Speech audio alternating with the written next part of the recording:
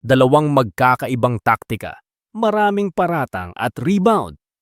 Susundan natin ang bawat round at titimbangin kung bakit nagkaganyan ang momentum. Gagamitin ko ang ibinigay na analysis at highlight selections. Ang video ay mag-aalterna sa komentaryo ko at sa orihinal na bars na may tunog. Hindi ako mag-iimbento ng bagong detalye. Titingnan lang natin ang kung paano itinayo ang mga anggulo, paano nag-rebut, at paano nakaapekto ang delivery at audience context sa bawat hit. May ilang paratang at pangalan sa mga bars. Ituturing natin bilang paratang ng nagsalita at hindi bilang katotohanan maliban kung may malinaw na ebidensya sa mismong bar. Sa unang round, si K-Ram pumokus sa pag-undermine ng kredibilidad gamit ang mga pangalan, pagkontra sa chismis at crowd-baiting chants. Si Sixth Threat naman nag-diffuse ng mga akusasyon, lumipat sa moral na anggulo tungkol sa sensitibong chismis at naglagay ng ilang nakakatik na puns at negosyo flips. Dito makikita agad ang taktika niya sa crowd. Biruin nyo, wala pa yung punchline, naghihiyawan na sila! Pinapakita nito kung paano sinasamantala ni K-Ram ang sigaw at hype ng audience para palakihin ang impact ng kanyang setup. Epektibo kapag tumugon ang live room, isang direktang pagkontra sa pinaghahabulang claim. Una sa lahat, wala dun si Apex, kay Looney mismo nang galing. Paratang itong nagsasabing hindi naroon si Apex. Malakas ito kung kilala at tinatanggap ng audience ang detalye. Ngunit sa transcript lang ay nananatiling paratang. Pinapakita nito ang pagdedekonstruksyon ng chismis. So anong gusto mo palabasin? Yung tugmang preso, imbento lang yon ni Kuya Marlon, ha?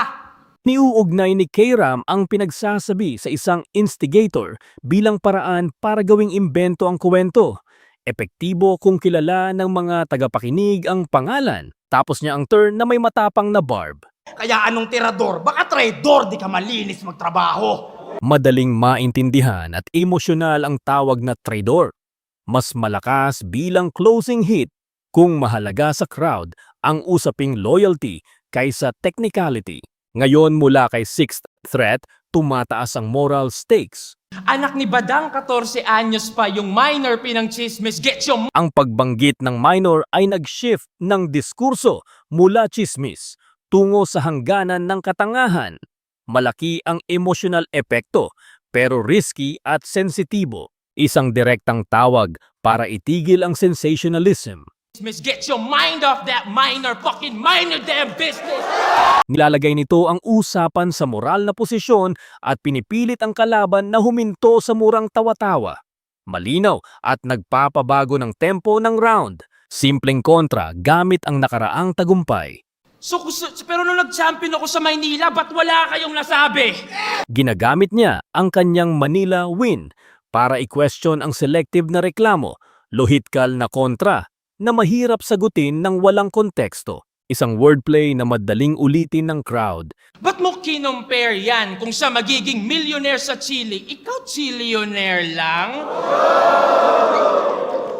Di ba? Ang chillionaire ay nakakaakit dahil nakakatawa at madaling memory hook. Nagagamit ito para gawing crowd-friendly punchline ang isang insulto. Follow-up na boss matapos ang pawn. Dahil doon malapit na maging millionaire yan. Binabaliktad niya ang atake at ginawang prophecy ng tagumpay. Simple, madaling i-react ng audience at naglilipat ng momentum pabalik sa kanya. Toxic exposure metaphor mula kay Sixth Threat. Huwag kang sasabit, hubad na katotohanan ng iyong Gaza. Iganto lang mang Gaza strip. Ang bantang i-expose or strip ang imitation ay nagpapatibay sa kanyang narrative na may ebidensya o originality claim.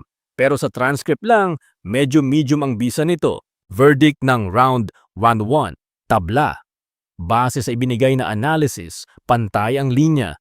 K-Ram matatag sa angle development at pag-pressure sa narrative gamit ang pangalan at crowd work. Habang si Sixth Threat naman, epektibo sa pag-diffuse ng bias claim, pag-shift sa moral ground at ilang sticky na pun at rebuttals. Parehong nakadepende sa delivery at sa kung gaano kakonteksto ang audience, kaya medium ang confidence sa ilan sa mga hits. Sa ikalawang round, pinalakas ni K-Ram ang kredibilidad undermining na dossier. Mga sarcastic setups na tumuturn sa konkretong paratang tungkol sa pagiging ginamit, bayad lines at leaks. Tumugon si Sixth Threat gamit ang mas maayos na evidence-driven counter na naglalagay ng leaks, screenshots at naglabel ng snitch. May matibay na shame image na ginamit dito. At para makakuha ng bunga, ikaw yung ginamit na tirador! Nagbibigay ito ng malinaw na imahen. Sinasabing ginamit siya bilang tirador na nag-shame at konkretong nagde-describe ng exploitation. Malakas ito kapag tumugon ang crowd. Isang partikular na paratang tungkol sa linya at GC.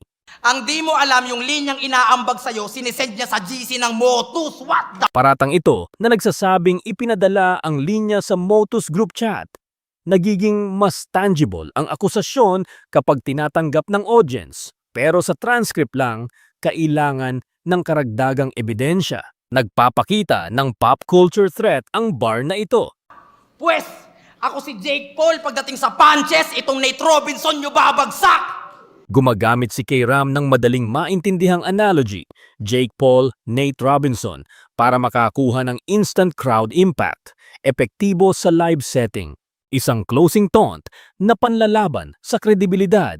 Tignan ko lang kung masikatan ka pa ng araw. Sige, 6 PM na! Ang paanyayang mag-PM bilang panghihina ng paninindigan ng kalaban ay succinct at madaling tumapak kung may swagger ang delivery. Dito, sinindihan ni Sixth Threat ang evidence art niya. Dinikit pa sa pader nang walang pakundangan, talagang pinahiya niyan. Malinaw ba yung mensahe nung kanilang usapan? Mas malinaw ang mensaheng huwag kang pagkatiwalaan, tarantado!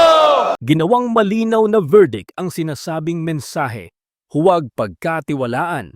Direct at mapanakit na label na mataas ang crowd potential kung tinanggap ang premise. Isang visual image ng public shaming ang binuo niya. Dinikit pa sa pader nang walang pakundangan, talaga. Ang ideya ng screenshot na dinikit sa pader ay konkretong imahe na nagpapahusay sa kanyang shaming claim at nagpapalakas ng kredibilidad ng paratang. Pinakadirektang reputational hit ni Sixth Threat. O di ba parang may pagka-sketchy? Isa tong snitch, isang rat! Ang pagtawag sa kalaban na snitch o rat ay simpleng napakasakit sa konteksto ng battle. Kung may suportang screenshot, malakas talaga ang epekto. Ever technical closer mula kay Sixth Threat. Di mo to kailangang i-rebut! I-reboot mo yung palyado mong sistema.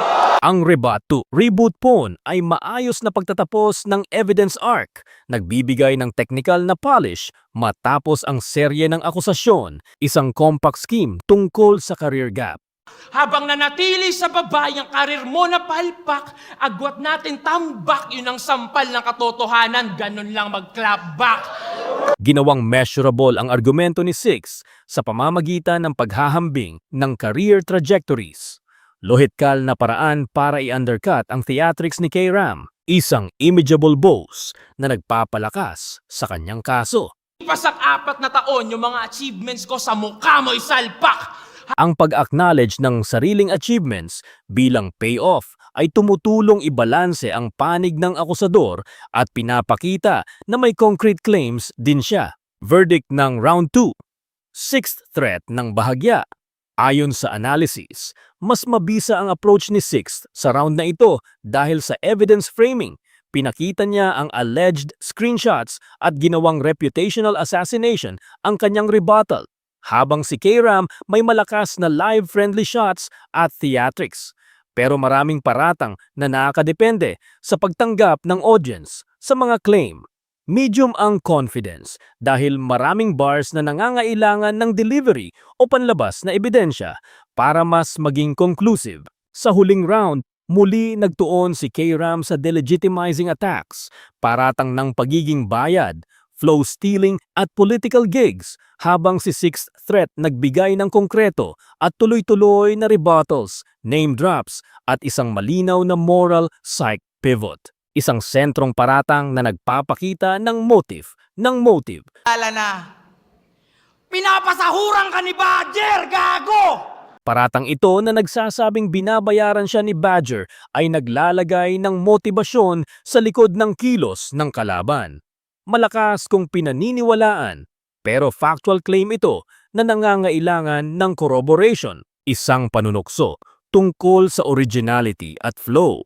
Minsan na nga lang maglabas ng kanta yung tao, ninakawan mo pa ng flow. Ano ba naman? Tinatawag ni K-Ram na ninakaw ng kalaban ang flow ng isang artist na iilang kanta lang ang output, direktang pag-atake sa pagiging original at kredibilidad. Wordplay na nagko-compress ng isang argumento. Kaya dapat pangalan mo, Floy, Mayweather, kasi ang galing mo umilag! Ang pagtawag sa kalaban na ploy at pagkumpara sa Mayweather ay mabilis na paraan para sabihing umiwas siya sa confrontation. Nakakatuwang label kung mautak ang delivery. Inaangkin niya na may political patronage ang isang gig. Alam kong si Kuya lang inimbitahan doon dahil sa pagkapanalo ni BBM. Real talk! Thanksgiving party talaga yun. Paratang ito na nagsasabing ang foreign gig ay dahil sa koneksyon kay BBM ay nagtatangkang gawing patronage ang achievement. Malakas kung tinatanggap ng audience, ngunit factual claim ito. Dito nag-shift ang focus ni Sixth Threat sa psychological angle. Tunay na panalo, tarantado! Hindi ako yung kalaban mo dito, K-Ram, kundi ang sarili mo, gago. Ang pag-reframe na hindi ako kalaban mo, sarili mo ang kalaban ay nakapagpabago ng frame ng round at nagpahirap sa mga puro paratang na diskarte ni K-Ram. Isang maiksing tactical rebuttal na nagpipivot sa resulta. But how's that working for you? Sa pamamagitan ng pagtatanong kung ano na ang nangyari sa mga claims ni K-Ram, pinipilit ni Six na ipakita ang kawalan ng konkretong benepisyo ng mga paratang. Isang visual insult para gawing maliit ang mga nakuhang benepisyo. Kung di dahil doon, baka nag-food panda rider ka na din. Ang paghahambing sa posibilidad na nag-food panda rider na lang siya ay konkretong pagbagsak ng boast. Madaling mareakta ng crowd dahil relatable at nakakatawa. Metapora na naglalantad ng parasitikong ugnayan. Harapin realidad, nakadikit ka na sa lobo, di pa rin nakalipad. Ang imahe ng pagkakadikit sa isang lobo pero hindi lumilipad ay tumatalakay sa borrowed clout versus tunay na achievement, malinaw at epektibo bilang rhetorical device. Dito hinihingi ni Six ang measurable na ebidensya. Karera mo, umabante ba? Yung mga shows mo ba, dumami na? Nakakasama ko si ganyan, si ganto, lahat ng yan Pinipilit niya ang debate sa measurable outcomes. Unang tanong na mahirap i-deflect kung wala talagang progreso. Kaya ito ang isa sa kanyang pinakamabisang taktika. Tinapos niya ang round na may moral finishing punch. Ang makilala mo yung tunay mong pagkatao, yun ang tunay na panalo, tarantado! Ang pagsasabi na ang pagkilala sa sarili ang tunay na panalo at sabay na insulto ay nagbigay ng malinaw at makinis na closer na nag-consolidate ng kanyang arc. Verdict ng round 3. Sixth threat ng malinaw. Ayon sa analysis, mas malinis ang mga rebuttal at arc ni Six. Pinawala niya ang ilang paratang ni K-Ram at nagbigay ng mas sustained na technique. Narrative, insult, moral pivot. Marami sa paratang ni K-Ram nakadepende sa delivery at konteksto, kaya sa transcript-based assessment, mas nag-stand out si Six. Confidence level ay medium dahil may transcription gaps at maraming bars na delivery dependent. Overall winner, Sixth threat. Scorecard ayon sa validated rounds, Sixth threat, 2.5, K-Ram 0.5. Bakit ganito? Paulit-ulit na na-neutralize ni Sixth threat ang reputational assaults ni K-Ram gamit ang mas malinaw at hooked na rebuttals.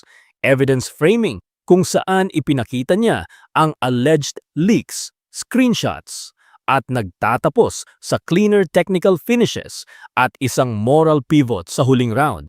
Si K-Ram malakas sa angle building at crowd control, epektibo sa live room, ngunit maraming paratang at name drops niya kailangan ng audience context o ebidensya para tumayo ng mag-isa sa transcript. Importanteng tandaan na medium ang confidence sa ilang hits at maraming linya ang delivery at context dependent. Kung may live reaction o ipinakitang ebidensya ang nagbago ng perception, posibleng iba ang final feeling.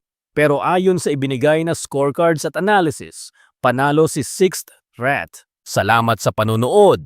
Muli, ang script na ito ay base lamang sa supplied analysis at chosen highlights. Manood ng buong laban para pakinggan ang deliveries at tingnan kung alin sa dalawang pananaw ang mas nanalo para sa iyo.